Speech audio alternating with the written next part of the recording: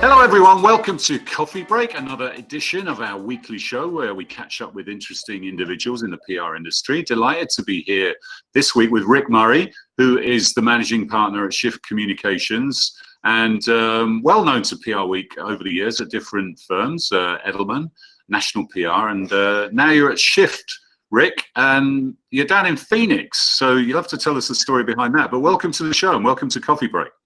Hey, Steve, thanks very much for having me. And yes, there is quite a story behind the Phoenix location. We were out here at the start of the pandemic, got locked down, and rather than go back to snow in New England, we decided to stay here for a few months. And during which time, we basically bought a house too. So we've lived here more or less full time since last September, but now fully vaccinated, we can get on the road again. Yeah, now Shift is based mainly in Boston and San Francisco, isn't it? I know it had an office in New York, and I'm not sure where you're at with that. But is that so those are your two main nodes? No, New York's a main node as well.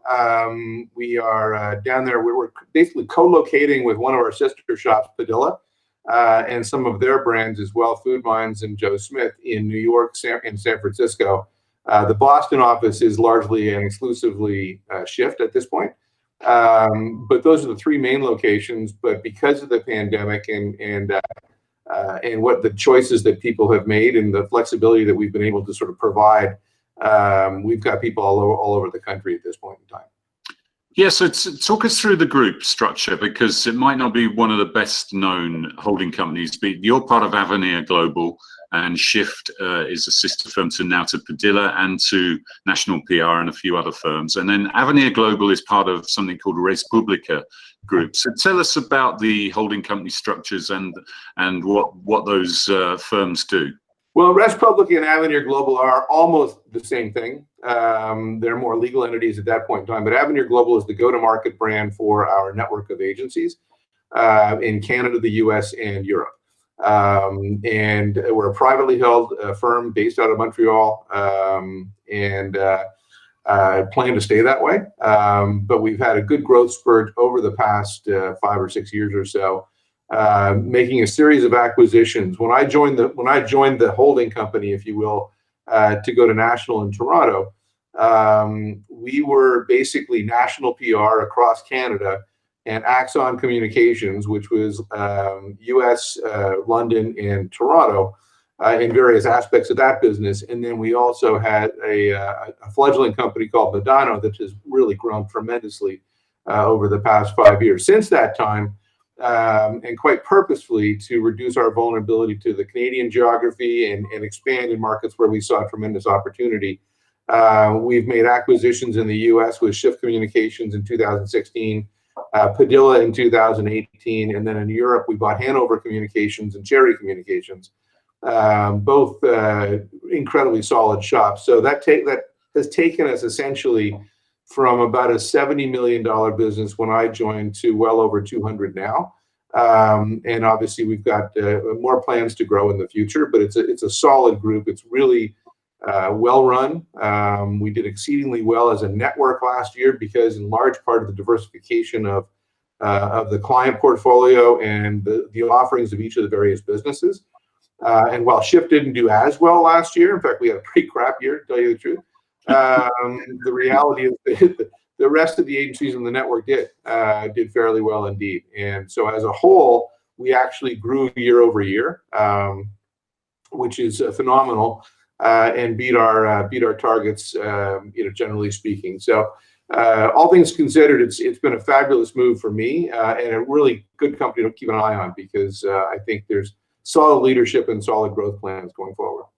I like that honesty. I wish people would just admit it sometimes. We've just done our agency business report, and you have all these agencies sort of, umming and ahhing and saying, oh, I'm not sure we want to take part this year and all this sort of nonsense. You're like, what? Just fess up. If you had a bad year, have a bad year and bounce back. It was a tough year for everybody, wasn't it? So, I don't know why people aren't more transparent. It was horrendous. We were on track for a record year. At the start of coming out of the first quarter, we'd had a phenomenal growth spurt. We had some new business wins under our belt. And then we got whacked pretty good, starting in April and then really bottoming out in May, June, July. And at that time, we were down as much as 25% versus pre-pandemic levels, all of which we've made up since. But the result of that impact over the course of the year meant that we basically finished the year down about 17, and which no one wants to hang their hat on, but it makes it easier to lap the numbers this year, right?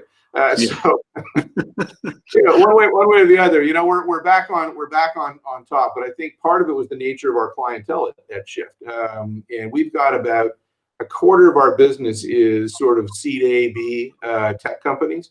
Another quarter of our business would be pre-IPO, and then some. About half the business is sort of post-IPO. And I think that the vulnerability that we saw budget reductions from many of the larger companies as they tried to figure out what to do. But the reality is that some of the smaller companies, their entire business models were threatened as a result of the pandemic. And so we just, basically ended up parting ways with them, not because we were doing a crap job, but because they just couldn't afford to, keep the business, keep the lights on. Yeah. And how's this year been? Because the general consensus seems to be that we had a bit of a V-shaped recession, and that we bounced back out of it this year, and people are feeling generally quite positive about things. Are you seeing that as well? I would say that we're seeing it more or less, Steve. I don't know that we're gonna have a V-shaped recovery. I think we're gonna have like an EKG chart for a while. And it's going to be a lot of up and down, and you can't ever take your eye off the ball to think that, okay, we're now in sort of economic sound ground. I think that you look at companies that are likely to continue to grow, and in our case, we're very much focused on cybersecurity, workplace tech, connected worker, workplace tech, and then sort of emerging tech with AI, blockchain, crypto, and the like. And those businesses are doing very, very well right now. Going over to the health side, we've got a pretty strong effort going in digital health, telehealth, and health IT. And so those businesses are strong. I think where we got rocked pretty hard was consumer and some of the smaller tech businesses, only because of the nature of the beast. We were fairly vested in travel and hospitality, didn't do so well last year. I think coming out of this, we're seeing some clients come back now and say, let's revisit this because we're ready to sort of see what's next. Yeah. Now, you mentioned Shift was acquired, and it had a very specific culture, I think it's fair to say, and even an employee ownership setup. How did that transition into being owned by Avenir, and how did you retain the good points of the culture and then build on the acquisition? Maybe without the owners staying on much beyond the acquisition time. I think it's a really good question. I think that hindsight being 2020, our CFO Royal Poulin would probably tell you he doesn't really like doing ESOP deals because they make them much more challenging. But I think that the culture was unique at Shift, long and proud, sort of New Englandy tradition. And I think that breaking into that culture and then breaking into the Montreal-based culture of Avenir and National and so on and so forth was perhaps not managed as effectively as it could have been from the front end. And so I think that one of the reasons that I came down after 5 years at National was to try and capture the best of what was, at Shift, and see how we can turn that into a growth engine once more. And so I think it's been, I would say the people are phenomenal.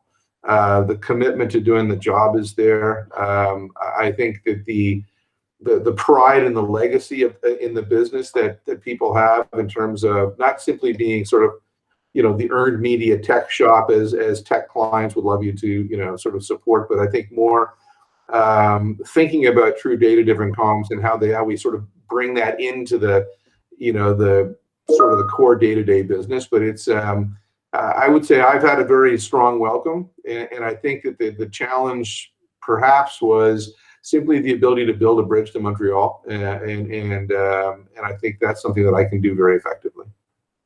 Now, going back to Avenir, am I right in thinking the Molson family has a stake in that group from the Molson Coors company? They do indeed. Yeah, the Molson brothers basically own the majority of the business. And the story there is that Andrew Molson, who is our chairman happens to also be the chairman of Molson Coors. Andrew basically started in our business in 1997 as a consultant. He is a lawyer and passed the bar and so on, and was practicing financial law and doing deals with a major Canadian law firm that our founder, Luc Beauregard, was working with as well. And Andrew looked at Luc and said, "You're having more fun in this thing than I am. I want to come work for you." And so he did. And then when it came time for Luc to cash out, Andrew raised his hand on behalf of the family and said, "We'll buy the majority out." So they do own the majority of the business. A number of partners own small parts of the rest, and then that's where we net out. But it's a very I was on a call earlier this morning with Andrew as well. I'm talking about sort of the unitary sense of leadership, and I've never seen an agency holding company collaborate as well, or a large agency period collaborate as well across brands and borders. It's something that's a culture that's been nurtured by Jean-Pierre Vasseur, our CEO, over the past 5-7 years, and I tell you what, it really gelled during the pandemic. We went from having sort of monthly board calls and the like to literally weekly calls, and at the beginning of the pandemic, daily calls. And it brought us all closer together and really helped those across the network understand where everybody, basically where the expertise lied in the network, and no one was being precious about it. And so we all worked very effectively together, and continue to this day. Yeah, interesting stuff. Now, Rick, you've had a lot of experience in the agency sector. You had over a decade at Edelman, had the time at National. Now you're at Shift. Worked in different parts of the country. What are the things that you see coming out of this extraordinary period? Obviously, nobody's seen anything like this, but it hastens disruption, doesn't it, and innovation, but by necessity. But and it's the mother of invention in many ways. So, what do you see as we come out of this in terms of how the agency business world is going to look, in whatever the new normal is? We will see a hybrid approach to working, where we'll have people spending time working at home, spending time working in the office.